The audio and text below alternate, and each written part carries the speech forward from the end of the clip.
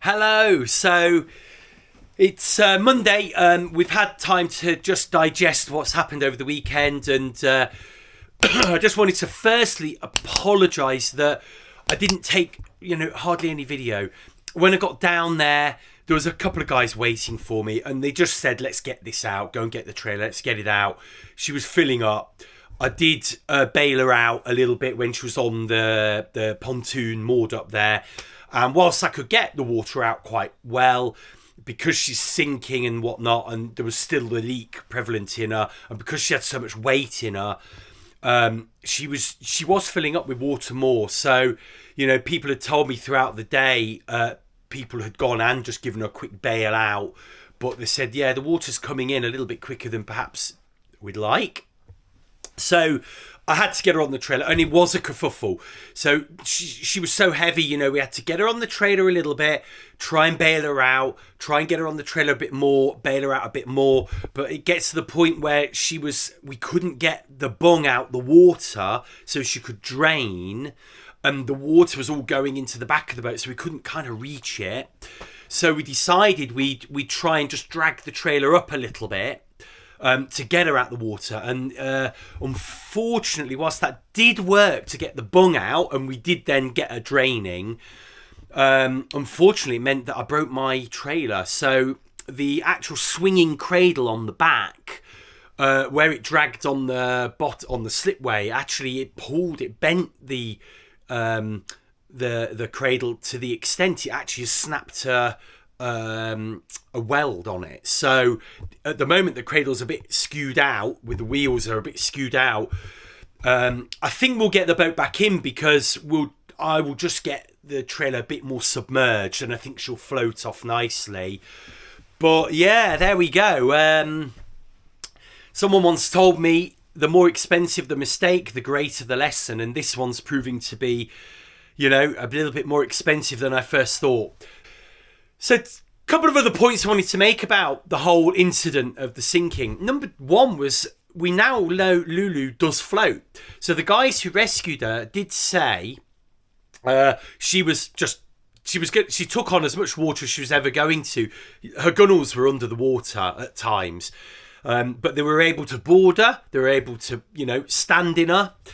And while she was a bit unstable whilst being towed, she floats. So the guys actually said, the worst case scenario was I would have just come back to a semi-submerged boat, that I probably wouldn't have been able to move on my own. I probably would have had to have got a rib out to get it to shore or somewhere. But they said she's looking good, she's not going to sink to the bottom.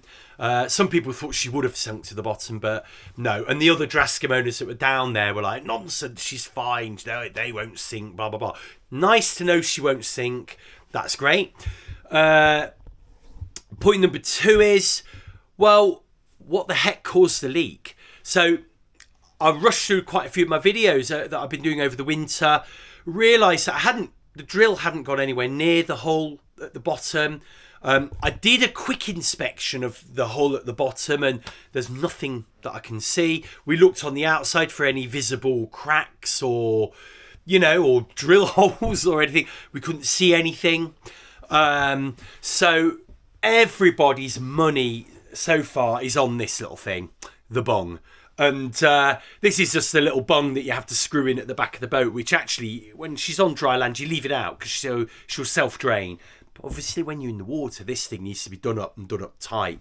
Now, I'm going to hold my hands up here, because Sailing with Dave is a true, honest channel. That's half of why I want to do this. So when I'm an idiot, I have to admit it. I'm pretty sure now, thinking back, that I remember screwing this in, and I remember screwing it in as tight as I could with my fingers. I then remember thinking, I'm going to do some Monel wiring, and I'm going to do some videos with that. And when I've got my pliers out, I'll go back and screw the bung in a bit tighter. I'm pretty sure I didn't do that. And that might be the problem. A lot of people, well, everybody told me, no, you have to screw that in really tight. It's just the way they're built. So there is one other thing I found over winter in some of my videos, that there is a screw just literally behind where this little bung goes in, and there was a protruding screw that had a bit of silicone on it, and I removed that silicone. It would be interesting if just that tiny bit of wobbly silicone was, holding something out. But I remember saying perhaps I need to epoxy resin over that screw that's just come through. And I'm thinking, is it that? So that might need a little looking at. And then, other than that, we can't think of what it would be. So I'm going to have a quick look now. Let's get the camera down here. Let's get this light switched on. And let's get the camera down here so we can have a quick look at the bung.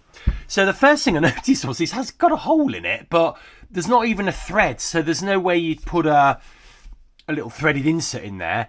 I don't quite know why that hole is there, but it definitely looks like it's been purposely put there. And anyway, that's on the outside of the boat. So the water line would be, down here. So it's well under the washer and whatnot. So it must be something to do with maybe being able to get something in here to undo a seized. If it ever seizes up, you could get into the outside of the boat and put something in here to kind of help unscrew it. So I think that's what that's for.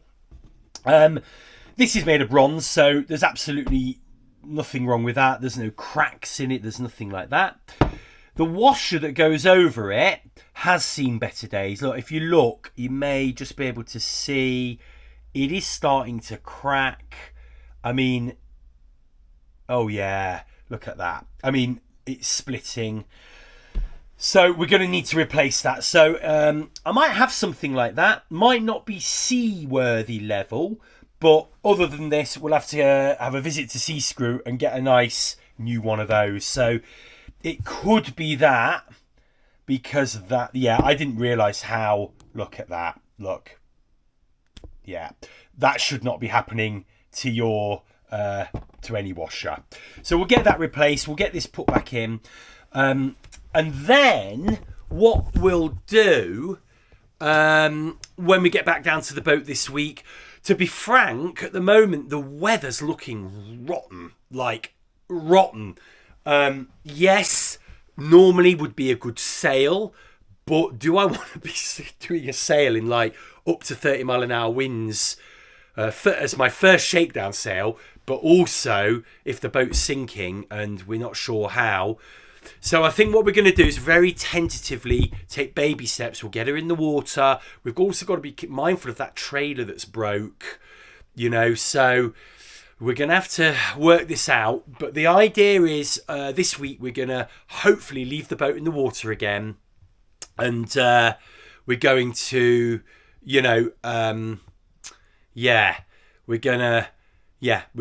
that'll be the aim, I think, is to get her in the water, watertight, and then we'll take it from there. Anything else is a bonus. So sorry for the length of this video. Oh, and by the way, I just want to say thank you again to Mark and Paul, who were the guys that were doing the rib training, and they were the ones that got the boat out, and also to Mike, who saw the boat sinking. Mike's so vigilant, and just to be looking over someone else's boat like that is just amazing. So I wanted to thank everyone, and also everyone at the club, for just helping out, really. Okay,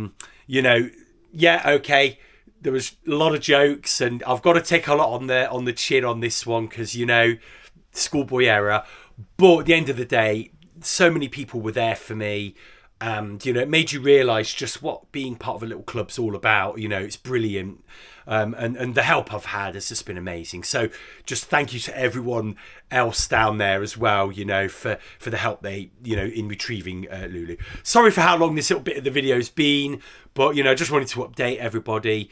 We're all fine. We're going to be back on the water very soon. And okay.